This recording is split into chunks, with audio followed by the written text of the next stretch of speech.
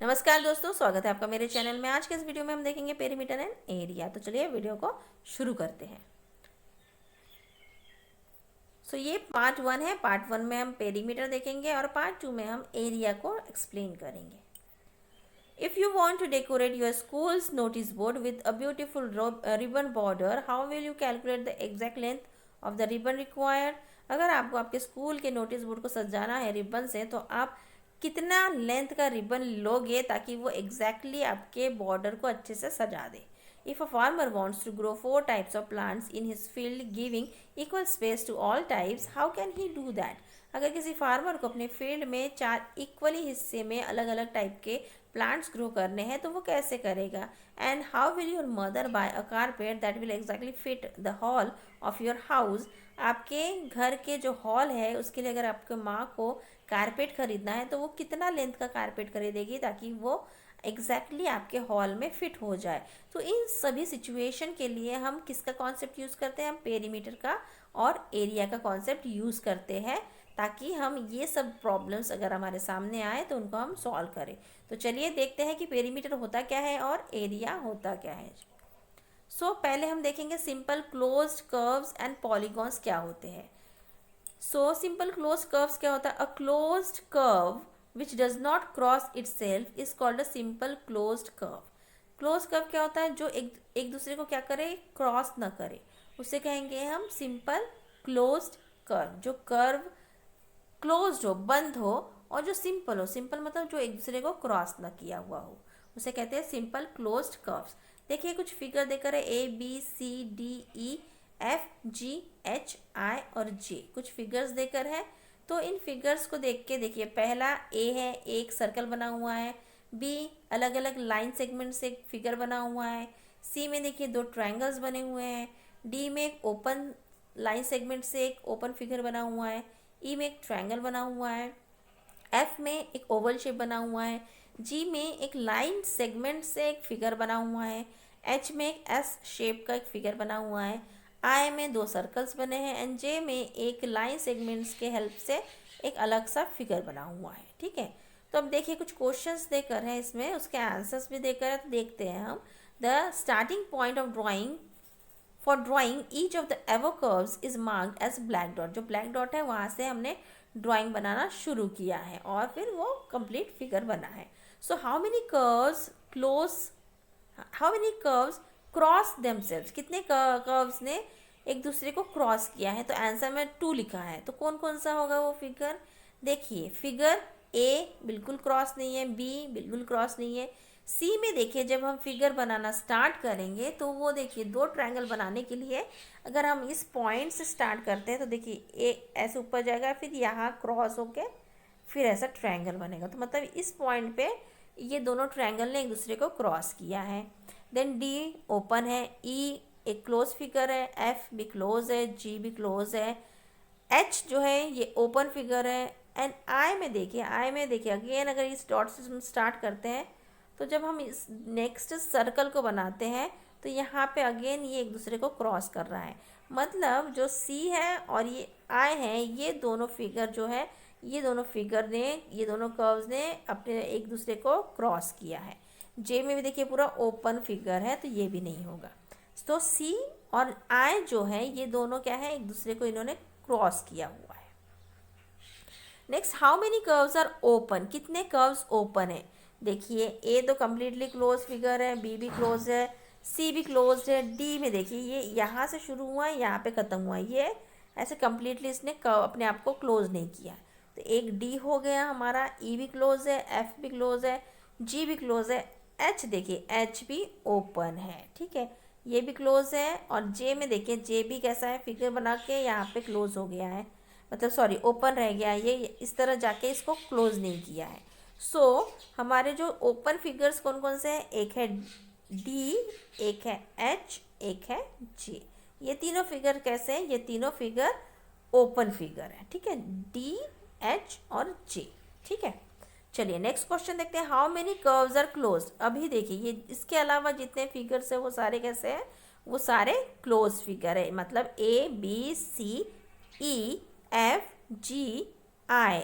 ठीक है, ये सारे जो 7 फिगर्स है ये सारे क्लोज्ड है। ठीक है, चलिए आगे चलते हैं। Now look at the following simple closed curves. अब ये क्लोज कर्व्स को देखिए। This curves are made of line segments only. यहाँ पे देखिए, यहाँ पे किसी तरह का कर्व नहीं बना हुआ है, कहीं पे भी इस तरह कर्व लाइन आपको कहीं पे भी नहीं दिखेगा। सारे कैसे हैं, स्ट्रेट लाइन सेगमेंट्स। देखिए सीधे लाइन सेगमेंट्स के हेल्प से ये क्लोज्ड फिगर बनाए गए हैं, ठीक है। और ये कैसा है, ये सिंपल है, इसमें किसी ने भी एक दूसरे को क्रॉस नहीं किया है, किसी ने भी एक दूसरे के ऊपर ओवरलैपिंग नहीं की है। सारे सिंपल हैं और सारे लाइन सेगमेंट से बने हैं, किसी में भी कर्व्स नहीं है, ठीक है। तो इस तरह के जो फिगर्स होते हैं, इन फिगर्स को क्या कहते हैं, इन फिगर्स को कहते हैं पॉलीगॉन। इनको क्या कहते हैं, इनको कहते हैं पॉलीगॉन। देखिए इसका डेफिनेशन लिखा हुआ है, a simple closed curve made of line segments alone is called a polygon. सिर्फ लाइन सेगमेंट से जो क्लोज फिगर बना हुआ होता है, सिंपल क्लोज फिगर, उसे कहते हैं polygon. Okay, another example is, another definition is given here. Simple closed curves formed of 3 or more line segments are called polygons. जो सिंपल क्लोज फिगर होता है, जो 3 या 3 से ज़्यादा लाइन सेगमेंट के हेल्प से बनता है, उसे कहते हैं पॉलीगॉन्स, ठीक है। चलिए आगे बढ़ते हैं। Now polygons are classified into triangles. Polygon को क्लासीफाई किया जाता है ट्रायंगल में, ट्रायंगल जिसमें 3 लाइन सेगमेंट होते हैं। देन क्वाड्रिलैटरल, क्वाड्रिलैटरल जिसमें 4 लाइन सेगमेंट्स होते हैं, जिसमें आपके स्क्वायर, रेक्टेंगल, रोम्बस ये सब आ जाता है। And others of more than 4 line segments, और जहाँ पे 4 से ज़्यादा लाइन सेगमेंट्स होते हैं वो भी हमें पॉलीगॉन में ही हम उसको कंसिडर करते हैं, ठीक है। चलिए आगे बढ़ते हैं। Now perimeter. अब पेरीमीटर क्या है और पेरीमीटर का फॉर्मूला हम कैसे फाइंड आउट करते हैं। So perimeter means what, the distance around a figure is called the perimeter of the figure. किसी भी फिगर का जो उसका around, distance around a figure, distance around मतलब उसके चारों तरफ का जो डिस्टेंस होता है उसे हम कहते हैं पेरीमीटर। तो यहाँ पे ये फिगर बना हुआ है, तो इस फिगर का पेरीमीटर क्या होगा, यहाँ पे इस फिगर का पेरीमीटर होगा, देखिए a plus B plus C plus D plus E plus F. तो इसे हम कहेंगे पेरीमीटर ऑफ गिवन फिगर। देखिए यहाँ पे लिखा हुआ है a plus B plus C plus D plus E plus F. अगर मान लीजिए a1 है, a अगर मान लीजिए 4 है, b1 है, c2 है, d3 है, e1 है, f5 है, तो हम अगर इसका सम करेंगे मतलब ये होगा 4 plus 1 plus 2 plus 3 plus 1 plus 5। तो इनका जब हम सम करेंगे तो हमारा आंसर जो आएगा वो हो जाएगा पेरीमीटर मीन्स 4 प्लस 1 5 6 7 8 9 10 11 11 और 5 16। सो इसका आंसर होगा 16, ठीक है। इस तरह से हम पेरीमीटर को फाइंड आउट करते हैं। समझ में आ गया आपको। चलिए आगे बढ़ते हैं। नाउ फॉर्मूलाज कुछ बने हुए हैं। पेरीमीटर ऑफ रेक्टेंगल का फॉर्मूला देखिए, perimeter of rectangle is equal to, देखिए रेक्टेंगल बना है, इसमें रेक्टेंगल के 2 साइड सेम होते हैं, लेंथ सेम होता है और ब्रेथ सेम होता है। सो हमने लेंथ ले लिया है, देखिए बी और बी, और इसका ब्रेथ ले लिया है ए और ए।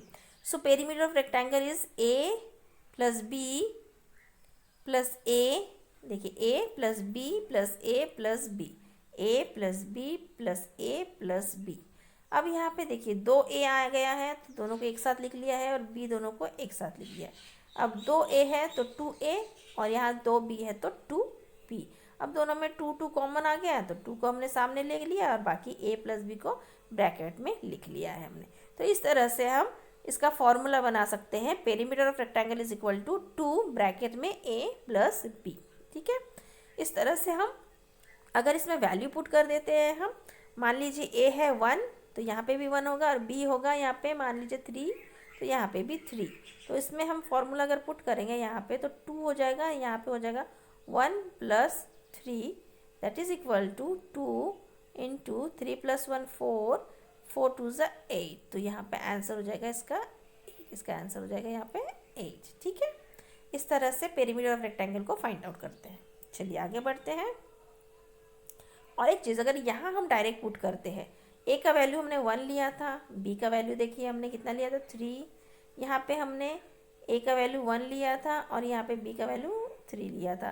देखिए यहाँ पे भी अगर आप प्लस करेंगे 1 + 3 4 + 1 5 + 3 8, तो यहाँ पे भी देखिए 8 आ गया और जब मैंने यहाँ का आंसर निकाला था वो भी 8 आ गया। ठीक है, तो इस तरह से हम डायरेक्ट ये फॉर्मूला लगा के आंसर फाइंड आउट कर सकते हैं।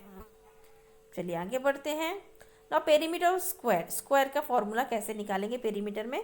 देखिए स्क्वायर मतलब जिसके चारों साइड सेम होते हैं, तो यहाँ पे हमने ए ले लिया, ए चारों साइड में ले लिया, चारों साइड का लेंथ हमने ए ले लिया। ठीक है, तो perimeter of square is equal to a plus a plus a plus a, चारों ए को हमने ऐड कर दिया, तो चारों ए को ऐड करने के बाद हमारा फॉर्मूला बन जाता है 4 × A, 4a, perimeter of square equal to 4a। ठीक है, चलिए आगे बढ़ते हैं। चलिए पहले इसका भी मैं आपको सॉल्व करके बताती हूँ कैसे सॉल्व करना है। अगर मान लीजिए ए को हमने यहाँ पे 3 लिया है, ठीक है, तो सारे ए कैसे हो जाएंगे, सारे ए का वैल्यू हो जाएगा 3। तो देखिए यहाँ पे अगर हम पूरे 3 को प्लस करते हैं 4 टाइम, तो यहाँ पे आ जाएगा इस तरह से। सो 3 + 3 6 + 3 9 + 3 12, आंसर है 12। और यहाँ पे अगर हम इस तरह फॉर्मूला में पुट करते हैं ए को, तो 4 × 3 = 12, दोनों तरह से हमारा आंसर आ गया 12। तो इस तरह हम फॉर्मूला में डाल के इसको हम सॉल्व कर सकते हैं, perimeter of square equal to 4a। ठीक है, चलिए आगे बढ़ते हैं। Now perimeter of triangle, triangle में 3 साइड होते हैं ए बी सी, तो तीनों को ऐड कर देंगे, sum of all sides, all 3 sides a + b + c। ठीक है, बहुत ही आसान है, हर एक का वैल्यू आप यहाँ पे पुट कीजिए, वैल्यू पुट करेंगे और इसका आंसर हम फाइंड आउट कर सकते हैं। मान लीजिए ये 1 है, ये 2 है और ये 3 है, इसको पुट कर देंगे 1 + 2 + 3 = 6। ठीक है, देखिए ट्रायंगल्स भी अलग अलग टाइप के होते हैं, तो अलग अलग टाइप के ट्रायंगल्स के लिए भी अलग अलग फार्मूलाज हैं।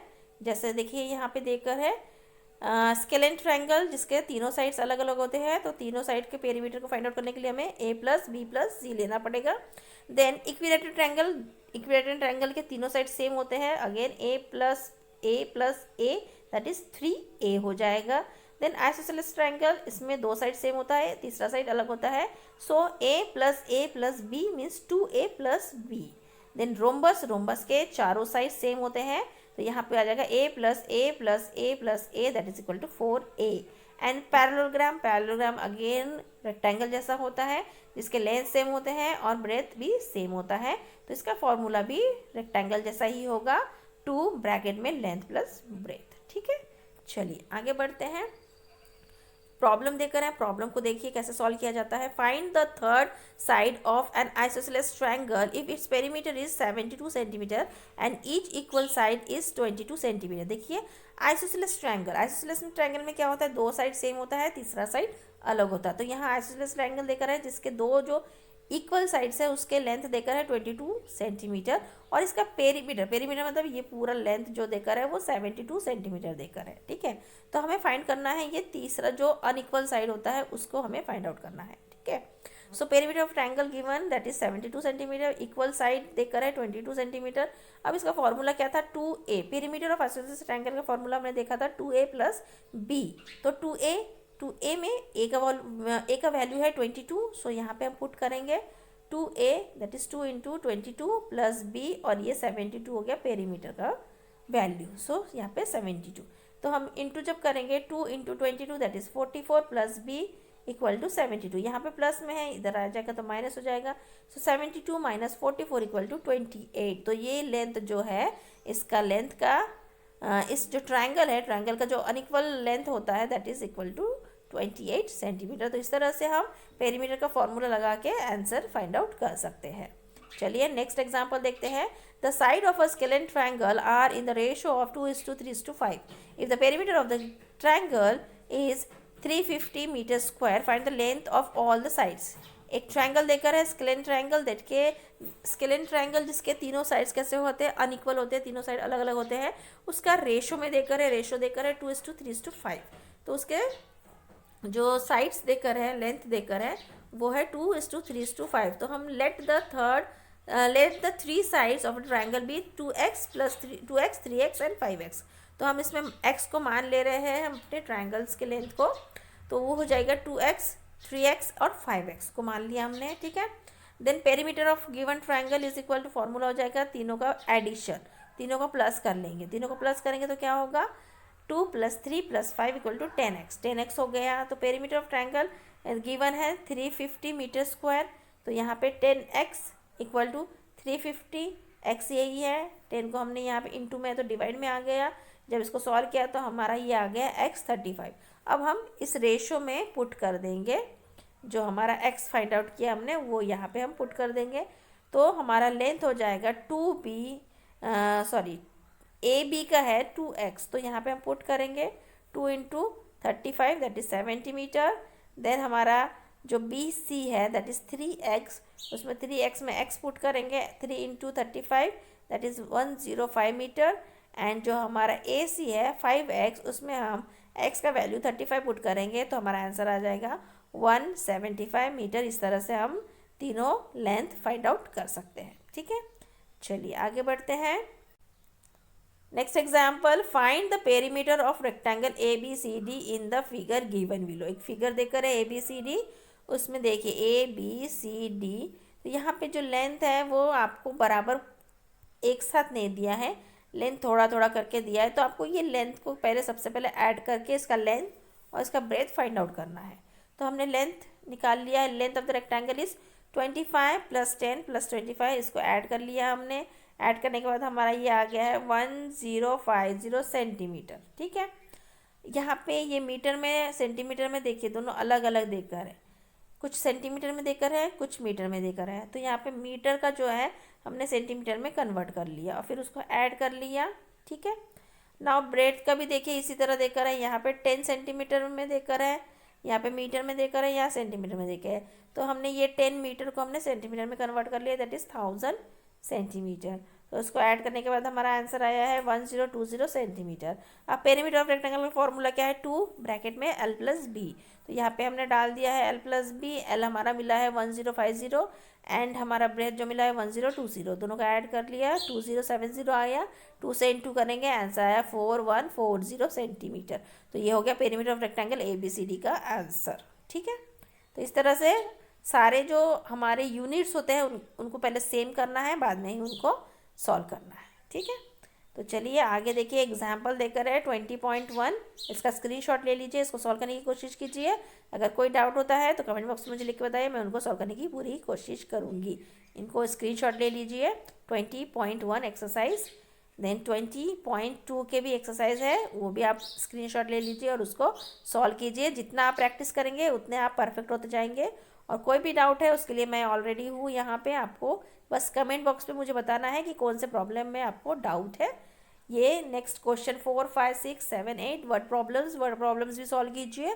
वर्ड प्रॉब्लम्स आप जितना सॉल्व करेंगे उतना आपको आसानी से समझ में आएगा कि क्वेश्चन में क्या दिया हुआ है और आपको क्या फाइंड आउट करना है। सो यहाँ मेरा वीडियो खत्म होता है। Thank you for watching my video. अगर वीडियो पसंद आया तो प्लीज़ एक लाइक कर दीजिए और मेरे चैनल को सब्सक्राइब कर लीजिए। पार्ट 2 में हम देखेंगे एरिया से जुड़े हुए कुछ सवाल, उसके फॉर्मूलाज और उससे रिलेटेड कुछ एक्सरसाइजेज देखेंगे। तो चलिए मेरे नेक्स्ट वीडियो में मिलते हैं। Till then bye bye.